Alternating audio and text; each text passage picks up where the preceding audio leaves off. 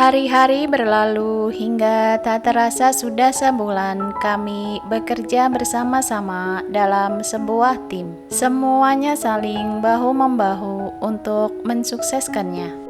Yuli bertanggung jawab dengan tempat aktivitas pengrajin tembikar dibantu Johan dan Bondan.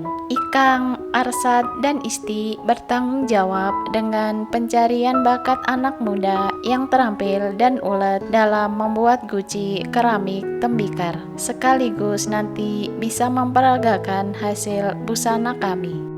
Sedangkan aku bekerja sama dengan desainer perusahaan membuat busana dari bahan kain yang sudah diproduksi perusahaan kami. Kadang kita saling membantu jika satu sama lain ada yang membutuhkan bantuan. Terus di mana Joanna? Tentu saja Joanna akan melakukan pengawasan pada semua kegiatan kami, terkhusus jika di sana ada Arsad, maka ia akan ikut mengawasi di sana. Proyek kedua kami ini menggabungkan 3 kegiatan perusahaan sekaligus. Kami sepakat untuk mengenalkan tembikar yang tidak hanya digeluti orang tua yang lansia seperti di kampung yang telah kami survei. Dengan berpakaian busana yang modern, anak muda bisa membuat guci, keramik tanpa takut kotor, tema proyek kedua. Pada dasarnya, perusahaanku yang kecil ini memproduksi kain sendiri dari bahan katun kumbit, dan kami membuat baju kamis, baju takwa yang bisa terjangkau masyarakat dengan desainer perusahaan kami. Jadi nggak kita ke tempat pembuatan tembikar? Isti bertanya kepadaku ketika kita di ruanganku.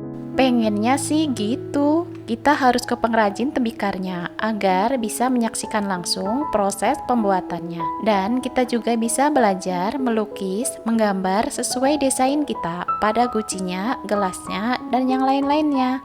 Hitung-hitung kita belajar terlebih dahulu. Syukur-syukur kita bisa sendiri. Aku tersenyum senang. Begitu pula Isti. Raut wajahnya berseri-seri.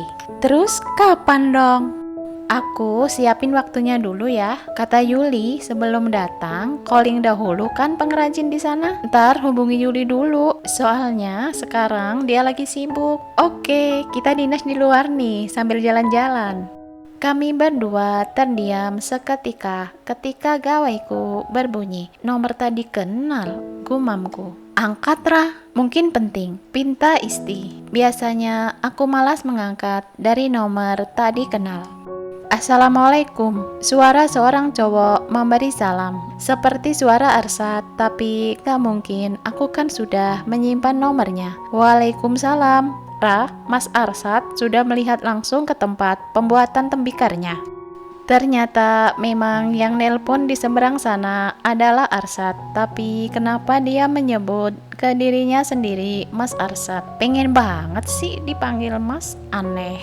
Aku bergumam sambil menutup gawaiku dengan tangan. Isti tertawa tanpa suara mendengar gumamku.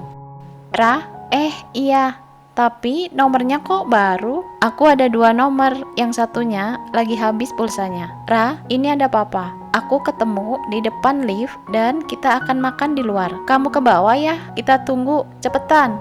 Oh, ada 2 nomor. Iya mas, aku segera meluncur. Aku pun memanggilnya mas karena aku tahu pasti HP Arsad sedang di loudspeaker sehingga papa bisa mendengarnya. Isti yang mendengarku memanggil mas ke Arsad tertawa cekikikan seperti kuntilanak sedang menertawakanku. Aku pergi dulu, ku tinggal Isti sendirian, ku sambar tasku dan langsung pergi. Isti masih saja tertawa terpingkal-pingkal. Benar saja di lobi, Papa dan Arsad sudah menungguku. Semua karyawan yang melewati Papa yang berdiri sambil mengobrol dengan Arsad mengangguk hormat. Ais, Papa sengaja banget agar Arsad juga dihormati karyawan. Papa ingin memperkenalkan ini loh menantunya. Aduh, aku langsung mendekati mereka dan mengajak Papa segera pergi ke restoran kesukaan Papa. Ini Sat, restoran terenak. Di sini ada lalapan, sayur-sayur segar, ikan, sambal terasi, pokoknya nikmat. Arsat tersenyum. Mungkin dia merasa aneh dengan selera papa yang kampungan banget, tapi itulah papa yang tak melupakan makanan kesukaannya.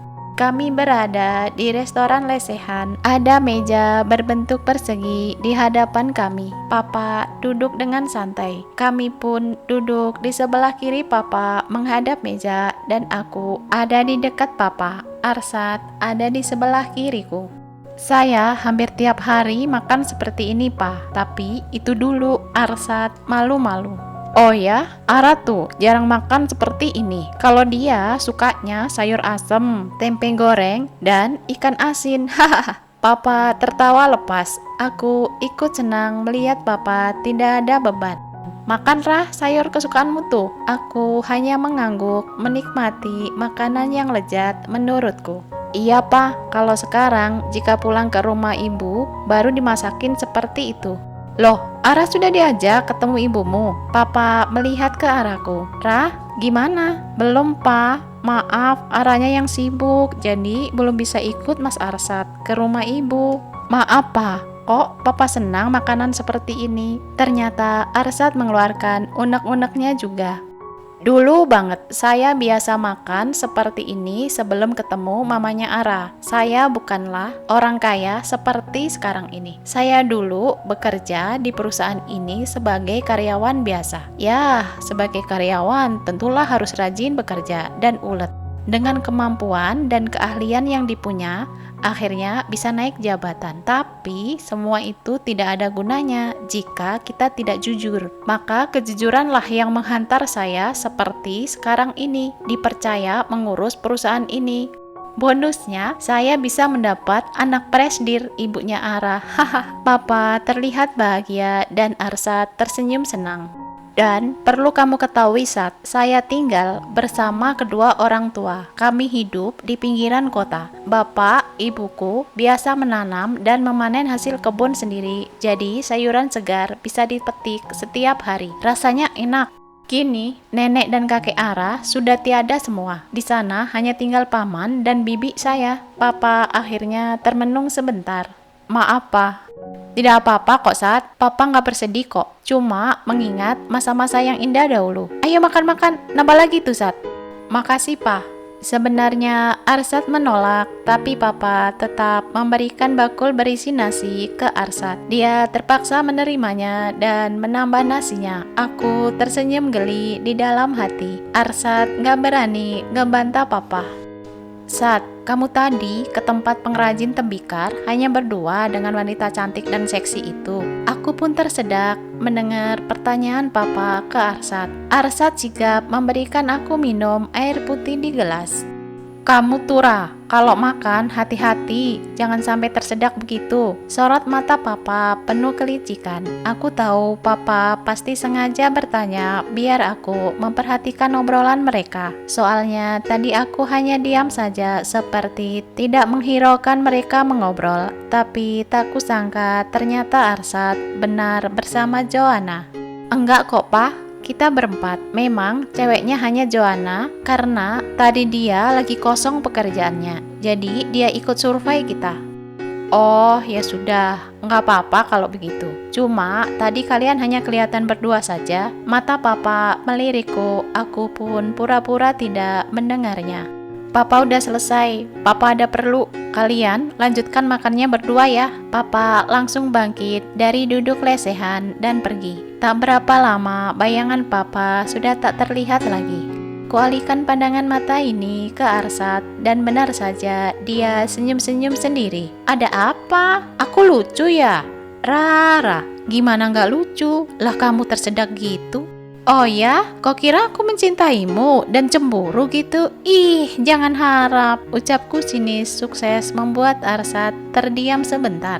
Ya sudah, aku hampir GR loh. Kukira kau duluan yang suka aku. Hehehe. Apa nggak salah dengar telingaku? Jangan mimpi, kau bukan tipeku. Oh ya, terus tipemu gimana dong? Boleh aku tahu? Ih, apaan sih? Tuh kan, nggak bisa jawab. Padahal tampangku ganteng seperti ini. Arsad tersenyum dengan mengedipkan mata, terlihat dari alisnya yang bergerak. Apa kau tak tertarik padaku? Arsad tersenyum senang. Aku sebel melihat dia tersenyum menang. Aku meletakkan telunjuk miring di jidatku menghadap Arsad. Kesal aku dibuatnya. Langsung ku sambar tasku dan melangkah meninggalkan dia. Tapi... Lepaskan!